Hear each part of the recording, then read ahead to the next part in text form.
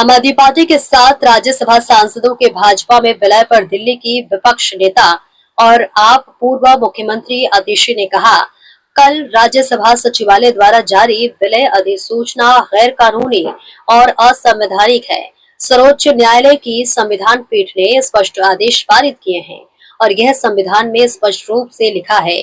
आप सांसद संजय सिंह ने भी राज्यसभा सचिवालय को इस बारे में सूचित किया था कि संविधान के अनुसार जब मूल राजनीतिक दल का विलय होता है तो उस विलय के लिए विधायक दल के 2/3 सदस्यों की भी आवश्यकता होती है, लेकिन दल बदल विरोधी कानूनों के तहत इस देश में ऐसा कोई भी प्रावधान नहीं है कि 2/3 सांसद या विधायक किसी अन्य पार्टी में विलय कर सके। लेकिन भाजपा को इससे क्या फर्क पड़ता है? भाजपा किसी भी तरह से इस देश के संविधान और लोकतंत्र को खत्म करना चाहती है। मैं भाजपा और प्रधानमंत्री नरेंद्र मोदी से कहना चाहूंगी कि इतिहास गवाह है कि आप जितने ज्यादा अत्याचार करेंगे, आपका अंजाम उतना ही बुरा होगा।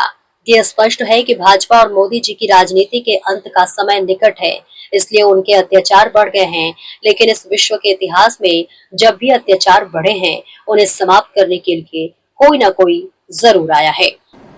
जिस प्रकार से कल राज्यसभा के सचिवालय ने मर्जर की घोषणा करी है, ये बिल्कुल साफ साफ गैर कानूनी है और गैर संवैधानिक है। सुप्रीम कोर्ट की कॉन्स्टिट्यूशन बेंच के बिल्कुल स्पष्ट ऑर्डर्स हैं। संविधान में बिल्कुल स्पष्ट तौर पर लिखा है और ये मुद्दा आम आदमी पार्टी के राज्यसभा सांसद संजय सिंह जी ने राज्यसभा सचिवालय को सूचित भी किया कि संविधान के अनुसार जब ओरिजिनल पॉलिटिकल पार्टी मर्ज करती है, उस मर्जर के लिए 2/3 लेजिस्लेटिव पार्टी की भी आवश्यकता होती है। लेकिन एंटी डिफेक्शन लॉज के तहत कहीं पर भी इस देश के संविधान में प्रावधान नहीं है कि 2/3 सांसद हो गए, 2/3 विधायक हो, वो किसी दूसरी पार्टी में मर्ज कर सके।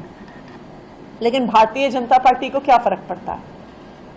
भारतीय जनता पार्टी को तो सिर्फ साम दाम दंड भेद से इस देश के संविधान को खत्म करना है, इस देश के लोकतंत्र को खत्म करना है।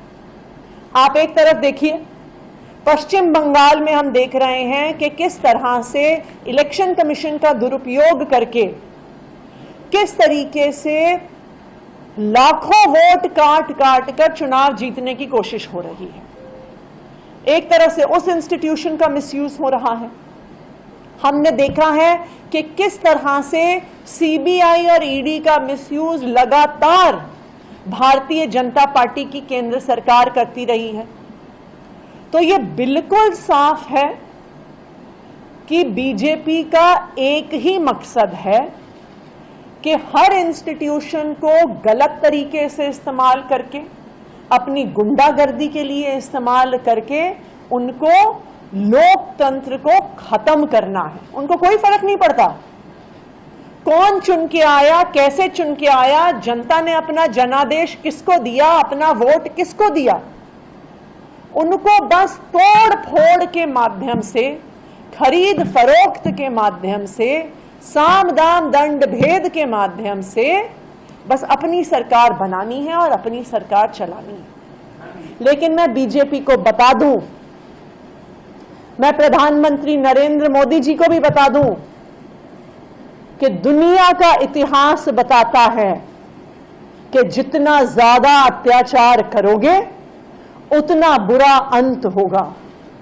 और अब ये बिल्कुल साफ है कि बीजेपी और मोदी जी की राजनीति के अंत का समय आ गया है, इसलिए उनका अत्याचार बढ़ गया है।